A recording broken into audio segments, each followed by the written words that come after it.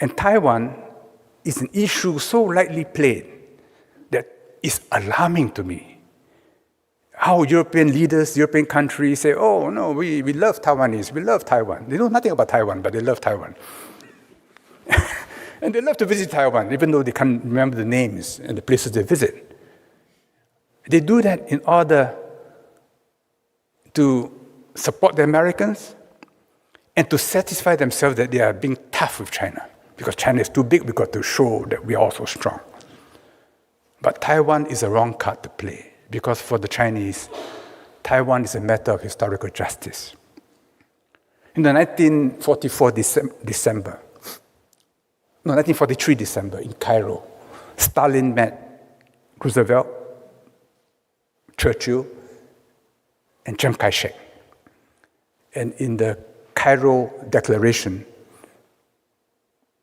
they make clear that Taiwan will be returned to China.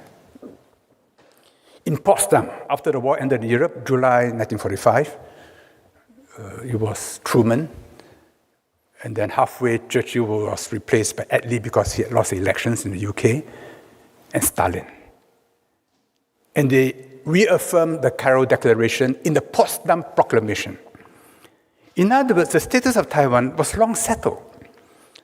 During the Civil War in China, the American Navy helped the KMT to occupy islands in the South China Sea because the US accepted that those islands were part of China. They were occupied by Japan as a part of China.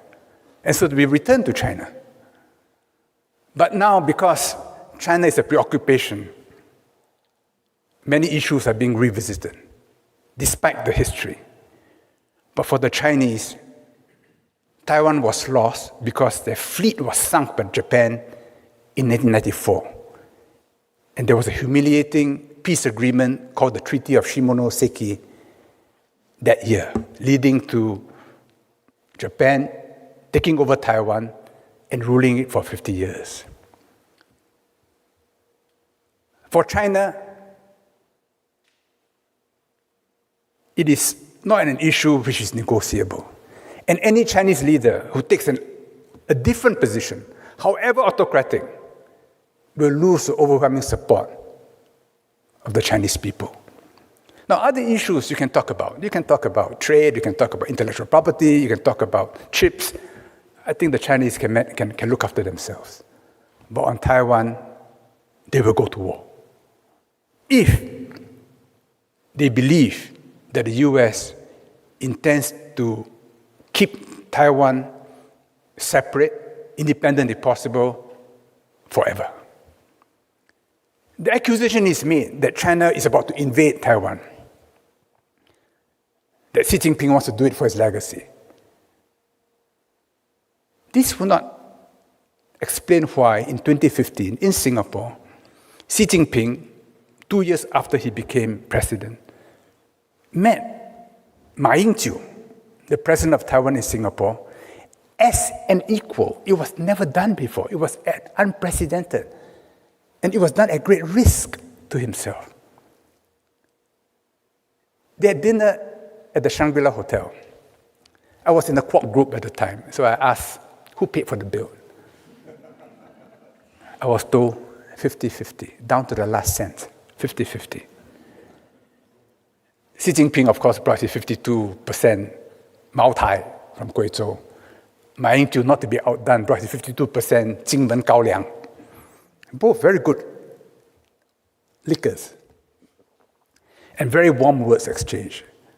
Now, Xi Jinping was not doing it for Ma Ying-jeou because Ma Ying-jeou was stepping down. He was doing it for Tsai Ing-wen, whom everybody knew would be the next president. I called on Tsai Ing-wen after she was elected, before she was installed. And she grumbled that the mainland was not forthcoming. I said, but Xi Jinping has just opened a road for you. It's not a superhighway, but it's a pretty good road. She kept quiet.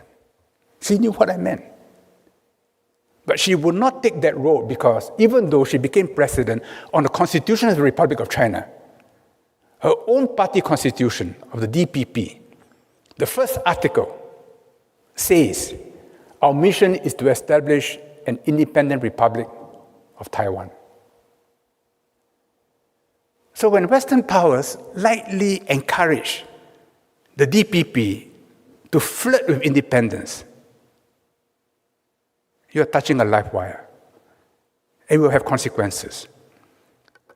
So while I do not believe that China wants to invade Taiwan lightly, I believe that China will move if they are convinced that Taiwan has embarked on the road to independence. China can abjure the use of force, any more than Madrid can abjure the use of force if Catalonia were to declare independence unilaterally. Any more than London can abjure the use of force if Scotland were to declare independence unilaterally, or even Northern Ireland. But because you do not abjure the use of force, so we can be polite to one another and negotiate peaceful outcomes. But the mood in the Western media, partly deliberate, partly reflecting the mores of the time, is to paint a picture of China which is very dramatic and very black, and is leading to wrong decisions being taken in Europe. And yet the decisions being taken in Europe will have huge consequences for the world, and of course, for Europe itself.